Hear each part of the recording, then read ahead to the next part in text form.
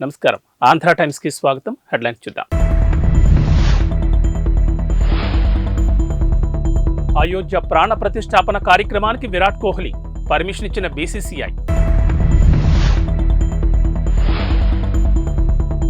పాకిస్తాన్లోని ఉగ్రవాద స్థావరాలపై క్షిపణులతో విరుచుకుపడ్డ ఇరాన్. పదవులు వస్తాయి పోతాయి, కానీ ఎంత మంచి పని చేశామన్నదే ముఖ్యం కేటీఆర్. ఈ నెల 22న అత్యంత వైభవపేతంగా జరగనున్న అయోధ్య ప్రాణప్రతిష్ఠ కార్యక్రమానికి team India star cricketer Virat Kohli హాజరవడం ఖరారైనట్లు తెలుస్తోంది. ఈ మేరకు విరాట్ అభ్యర్థనను బీసీసీఐ పరిగణలోకి తీసుకుని అనుమతి ఇచ్చినట్లుగా తెలుస్తోంది. ఈ నెల 21న ప్రాక్టీస్ సెషన్ అనంతరం కోహ్లీ టీమిండియా శిబిరం నుంచి బయలుదేరి మరుసటి రోజు అయోధ్య చేరుకోనున్నాడని క్రిక్ బజ్ రిపోర్ట్ పేర్కొంది. ఈ మేరకు బీసీసీఐ అనుమతి ఇచ్చిందని తెలిపింది. కాగా ప్రాణప్రతిష్ఠ కార్యక్రమానికి ఆహ్వానం పొందిన క్రికెటర్లలో కోహ్లీతో పాటు మాజీ దిగ్గజాలు సచిన్ టెండూల్కర్, ఎంఎస్ ధోనీతో పాటు పలువురు దిగ్గజాలు ఉన్నారు. కాగా భారత్ వర్సెస్ ఆఫ్ఘనిస్తాన్ మధ్య జరుగుతున్న 3 మ్యాచ్ల టీ20 సిరీస్ నేడు జరగనున్న చివరి మ్యాచ్తో ముగిసిపోనుంది. బెంగళూరు వేదికగా జరగనున్న ఈ మ్యాచ్ అనంతరం ఆటగాళ్లకి సిబ్బందికి 2 రోజుల విరామం లభిస్తుంది. అనంతరం ఇంగ్లాండ్తో జరగనున్న 5 టెస్టుల సిరీస్కు సన్నాహకాలు మొదలుకాన్నాయి. తొలి టెస్టుకు వేదికైన హైదరాబాద్ చేరుకుని టీమిండియా ఆటగాళ్లు ప్రాక్టీస్ చేయాల్సి ఉంది. అయితే ప్రాణప్రతిష్ఠ కార్యక్రమానికి వెళ్తుండటంతో కోహ్లీ ఒకరోజు ప్రాక్టీస్ సెషన్కు దూరం కానున్నాడు. మరోవైపు తొలి టెస్టు ఆరంభానికి 3 రోజుల ముందు ఇంగ్లాండ్ టీం భారత్కు చేరుకోనుంది. పాకిస్తాన్లోని ఉగ్రవాద స్థావరాలే లక్ష్యంగా ఇరాన్ విరుచుకుపడింది. భారీ క్షిపణులు, డ్రోన్లతో మంగళవారం మెరుపుదాడి చేసింది. పాక్లోని బలూచిస్తాన్ ప్రావిన్స్లో సరిహద్దుల వెంబడి ఉగ్ర కార్యకలాపాలు నిర్వహిస్తున్న తీవ్రవాద సంస్థ జైష్ అల్ అద్ల్ స్థావరాలే టార్గెట్గా ఈ దాడులు చేసింది. క్షిపణులు, డ్రోన్లను ఉపయోగించి చేసిన ఈ దాడుల్లో 2 ప్రధానమైన బేసులు ధ్వంసమయ్యాయని ఇరాన్ ప్రభుత్వ మీడియా సంస్థ IRNA తెలిపింది. సంస్థకు చెందిన అతిపెద్ద కార్యాలయం ధ్వంసమైందని తెలిపింది. అయితే పాకిస్తాన్ ఈ దాడిని ఇంకా అంగీకరించలేదు. కాగా సున్నీ మిలిటెంట్ గ్రూప్ అయిన జైష్ అల్ అద్ల్ పాకిస్తాన్ సరిహద్దు ప్రాంతాల్లో కార్యకలాపాలు నిర్వహిస్తోంది. కాగా 2012లో ఏర్పడిన జైష్ అల్ అద్ల్ను ఇరాన్ ఉగ్రవాద సంస్థగా గుర్తించింది. కొన్నేళ్ల వ్యవధిలో ఇరాన్ భద్రతా బలగాలపై దాడులకు పాల్పడిన చరిత్ర ఉండడంతో దీనిని ఉగ్ర సంస్థగా ప్రకటించింది. కాగా ఇరాక్లోని కుర్దిష్ ప్రాంతంలో ఉన్న ఇజ్రాయెల్ గూఢచార ప్రధాన కార్యాలయంపై ఇరాన్ రెవల్యూషనరీ గార్డ్స్ దాడి చేసిన రోజే పాకిస్తాన్లోని ఉగ్ర స్థావరాలపై దాడులు జరగడం గమనార్హం. పదవులు వస్తాయి పోతాయి, పదవులు శాశ్వతం కాదు. పదవిలో ఉన్నప్పుడు ఎంత మంచిగా పనిచేశారన్నదే ముఖ్యమని బీఆర్ఎస్ వర్కింగ్ ప్రెసిడెంట్ కేటీఆర్ అన్నారు. సిరిసిల్ల నియోజకవర్గంలోని సర్పంచులు విజయవంతంగా 5 ఏళ్ల పదవీ కాలాన్ని పూర్తి చేసుకుంటున్న సందర్భంగా జిల్లా కేంద్రంలో సర్పంచుల ఆత్మీయ సత్కారం ఏర్పాటు చేశారు. ఈ కార్యక్రమంలో పాల్గొన్న కేటీఆర్ మాట్లాడుతూ బీఆర్ఎస్ సర్పంచుల కృషి వల్లే తెలంగాణలోని ఎన్నో గ్రామాలకు జాతీయ స్థాయి అవార్డులు వచ్చాయన్నారు. సర్పంచులకు పెండింగ్ బిల్లులను ఇప్పించేందుకు ప్రతిపక్షంగా పోరాడతామని చెప్పారు. వేములవాడ నియోజకవర్గంలోని చందుర్తి మండలం మాల్యాల గ్రామాల్లో నిర్వహిస్తున్న కేసీఆర్ కప్ ఉమ్మడి కరీంనగర్ జిల్లా ఆహ్వానిత వాలీబాల్ టోర్నమెంట్ను బీఆర్ఎస్ నియోజకవర్గ ఇన్ఛార్జ్ చలమడి లక్ష్మీ నరసింహారావు, మాజీ ఎంపీ వినోద్ కుమార్లతో కలిసి కేటీఆర్ ప్రారంభించారు. ఈ సందర్భంగా ఆయన మాట్లాడుతూ జీవితంలో రాజకీయాల్లో ఎదురుదెబ్బలు సహజమన్నారు. గోడ కట్టిన రబ్బర్ బంతి తరహాలో మళ్లీ తప్పకుండా తిరిగి వస్తామన్నారు. సోషల్ మీడియాలో వైరల్ అవుతున్న ఓ వీడియోను ప్రముఖ వ్యాపారవేత్త ఆనంద్ మహీంద్ర షేర్ చేశారు. నదులు, జలాశయాల్లోనూ బురద ప్రాంతాల్లోనూ ఇసుక తిన్నెలపైన ఓ కన్వేయర్ బెల్ట్ వంటి ట్రాక్ను ఉపయోగించుకుని పలు రకాల వాహనాలు సునాయాసంగా ముందుకు వెళ్లడాన్ని ఈ వీడియోలో చూడొచ్చు. దీన్ని రోడ్వే కిట్గా పేర్కొన్నారు. ఓ జేసీబీ, కొన్ని యుద్ధ ట్యాంకులు, ఇతర వాహనాలు కూడా ఈ కన్వేయర్ బెల్ట్ తరహా రోడ్వే కిట్ను ఉపయోగించుకుని ఎలాంటి అవాంతరాలు లేకుండా ప్రయాణించాయి. దీనిపై ఆనంద్ మహీంద్ర స్పందించారు. దీన్ని చూస్తుంటే సంభ్రమాశ్చర్యాలు కలుగుతున్నాయని తెలిపారు. ఈ ఐడియాను భారత సైన్యం కూడా పరిగణలోకి తీసుకుంటే ఎలా ఉంటుందా అని ఆలోచిస్తున్నారని పేర్కొన్నారు. అప్పుడు మన సైన్యం కఠినమైన ప్రాంతాల్లోనూ అడ్డంకులు లేకుండా ముందుకు వెళ్లడం సాధ్యమవుతుందని ఆనంద్ మహీంద్ర అభిప్రాయపడ్డారు. అంతేకాదు, రవాణా సౌకర్యాలు లేని మారుమూల ప్రాంతాలకు ఉపయుక్తంగా ఉంటుందని, ప్రకృతి విపత్తులు సంభవించినప్పుడు సహాయక చర్యలకు కూడా ఈ వినూత్న ఆవిష్కరణ ఉపయోగపడుతుందని వివరించారు. వరంగల్ మహానగరంలో చరిత్ర ప్రసిద్ధిగాంచిన శ్రీ భద్రకాళి దేవస్థానాన్ని టాలీవుడ్ ప్రముఖ హీరో శ్రీకాంత్ కుటుంబ సమేతంగా సందర్శించారు. ఆలయానికి విచ్చేసిన శ్రీకాంత్, ఓహా దంపతులకు దేవాలయ కార్యనిర్వహణాధికారి శేషుభారతి, దేవాలయ అర్చకులు స్వాగతం పలికారు. ఆదిశంకరులను, వల్లభ గణపతిని దర్శించిన అనంతరం ఆలయంలోకి విచ్చేసి అమ్మవారికి ప్రత్యేక పూజలు నిర్వహించారు.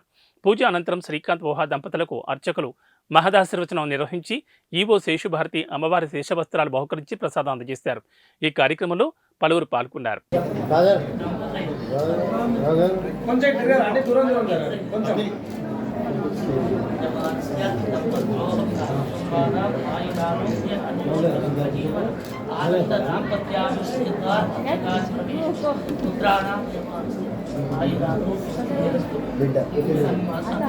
తిరగరండి.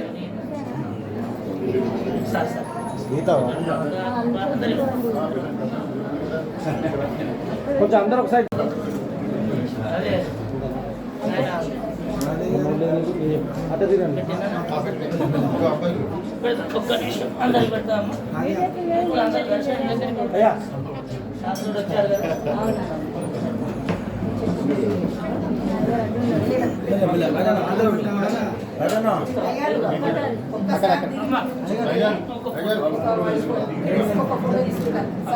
సార్ కొంచెం దూరం కొంచెం ప్లీజ్.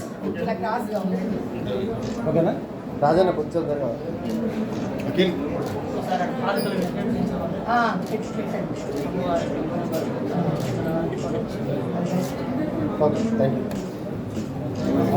న్యూజిలాండ్లో ఓ మహిళా ఎంపీ షాపులో దొంగతనం చేసేందుకు ప్రయత్నించి దొరికిపోయింది. ఆమె పేరు గోల్రిజ్ గెహ్రమన్.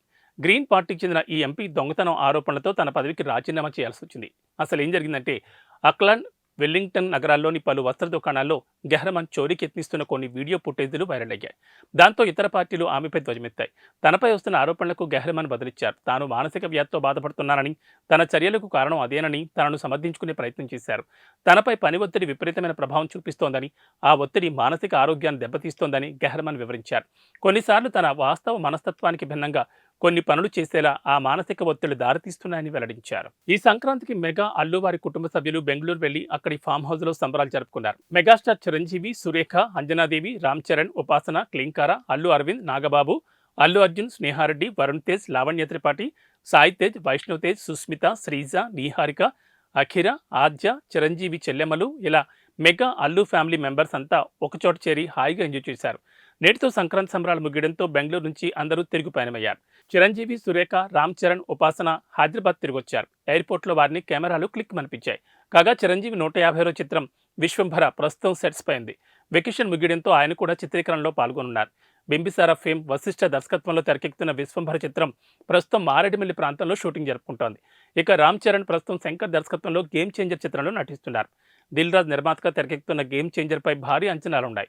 గేమ్ చేంజర్ చిత్రం పూర్తయితే బుచ్చిబాబు, సానా దర్శకత్వంలో క్రీడా నేపథ్యం ఉన్న సినిమాలో రామ్ చరణ్ నటించనున్నారు. బీజేపీ రాజ్యసభ సభ్యుడు జీవీఎల్ నరసింహారావు విశాఖలో మహాసంక్రాంతి సంబరాల్లో ఎంతో ఉత్సాహంగా పాల్గొన్నారు. ఈ మహాసంక్రాంతి సంబరాలకు నేడు ముగింపు రోజు. ఈ సందర్భంగా జీవీఎల్ ఓ రిక్షా కార్మికుని కూర్చోబెట్టుకుని రిక్షా తొక్కారు. సంప్రదాయ పంచకట్లో ఉన్న జీవీఎల్ నడుముకు కండువా బిగించి రిక్షా తొక్కారు. అనంతరం ఆ రిక్షా కార్మికుడికి డబ్బులిచ్చారు. దీనికి సంబంధించిన వీడియోను జీవీఎల్ తన ఫేస్బుక్ అకౌంట్లో పంచుకున్నారు. విశాఖలో మహాసంక్రాంతి సంబరాలు నేటితో ముగియనున్న నేపథ్యంలో రిక్షా కార్మికుడు పెంటయ్యను అతని రిక్షాలను ఎక్కించుకుని తొక్కాను. తన రిక్షా తొక్కే అవకాశం నాకు ఇచ్చినందుకు అతనికి రుసుం చెల్లించానని జీవీఎల్ వివరించారు. ఖలిస్తానీ ఉగ్రవాది హర్దీప్ సింగ్ నిజ్జార్ హత్య వ్యవహారంతో తలెత్తిన భారత్ కెనడా వివాదం అక్కడికి వెళ్లే భారతీయ విద్యార్థులపైన గట్టి ప్రభావం చూపించింది. కెనడా స్టడీ పర్మిట్ల సంఖ్యను భారీగా తగ్గించడంతో అక్కడికి వెళ్లే విద్యార్థుల సంఖ్య గణనీయంగా పడిపోయింది. గత ఏడాది 4వ త్రైమాసికంలో భారతీయ విద్యార్థులకు కెనడా జారీ చేసిన స్టడీ పర్మిట్ల సంఖ్య భారీగా తగ్గింది. అంత క్రితం త్రైమాసికంతో పోలిస్తే ఏకంగా 86% తగ్గుదల నమోదైంది. గత ఏడాది 4వ త్రైమాసికంలో స్టడీ పర్మిట్ల సంఖ్య 14,910 ఉండగా 3వ త్రైమాసికంలో ఈ సంఖ్య 108,940గా ఉందని అధికారిక గణాంకాలు చెప్తున్నాయి. ఈ స్థాయిలో తగ్గుదలపై ఒట్టావాలోని high commission of India counsellor Gurus Subramanian స్పందించారు. ఇటీవల ఇరు దేశాల మధ్య ఉద్రిక్తపూరిత వాతావరణం, కెనడాలోని విద్యా సంస్థల్లో సౌకర్యాల కొరత కారణంగా విద్యార్థులు ఇతర ప్రత్యామ్నాయ దేశాల వైపు మొగ్గు చూపుతున్నారని విశ్లేషించారు. అయోధ్య రామమందిర ప్రారంభోత్సవానికి ఏర్పాట్లు ముమ్మరంగా సాగుతున్నాయి. ఇక రాముడి విగ్రహ ప్రతిష్టాపనకు సంబంధించిన కార్యక్రమాలు ఇప్పటికే ప్రారంభమై కొనసాగుతున్నాయి. ఈ క్రమంలోనే అయోధ్య ఉత్సవాల్లో నేడు కీలక ఘట్టం చోటు చేసుకోనుంది. అయోధ్య గర్భగుడిలో ప్రతిష్ఠించనున్న రామ్లల్లా విగ్రహాన్ని నేడు మందిరంలోకి తీసుకురానున్నారు. రాముడి విగ్రహాన్ని ఊరేగింపుగా అయోధ్యకు తీసుకురానున్నట్లు ఆలయ ట్రస్ట్ పేర్కొంది. అయితే కర్ణాటక శిల్పి చెక్కిన రాముడి విగ్రహం అయోధ్యలో కొలువు తీరనున్నట్లు ఇప్పటికే ప్రకటించిన ట్రస్ట్ ఆ ఫోటోను మాత్రం ఇంకా విడుదల చేయలేదు. మంగళవారం నుంచి అయోధ్యలో శ్రీరాముడి విగ్రహ ప్రతిష్టాపన క్రతువులు మొదలయ్యాయి. ఇక ఇవాళ రామ్లల్లా విగ్రహం ఊరేగింపుగా అయోధ్యకు చేరుకోనుంది. అయోధ్య ప్రాణప్రతిష్ఠ కార్యక్రమం ఆహ్వాన పత్రికలపై బాలరాముడి రూపాన్ని ముద్రించారు. మరోవైపు కేంద్ర మంత్రి ప్రహ్లాద్ జోషి కూడా ఇటీవల సీతారామ, లక్ష్మణుడు, హనుమంతుడు ఉన్న ఓ ఫోటోను ట్వీట్ చేయడం సంచలనంగా మారింది. అదే విగ్రహాన్ని అయోధ్య రామమందిరంలో ప్రతిష్ఠించనున్నారని సోషల్ మీడియాలో జోరుగా ప్రచారం సాగుతోంది. ఏవీ బులెటిన్ విశేషాలు. నమస్కారం.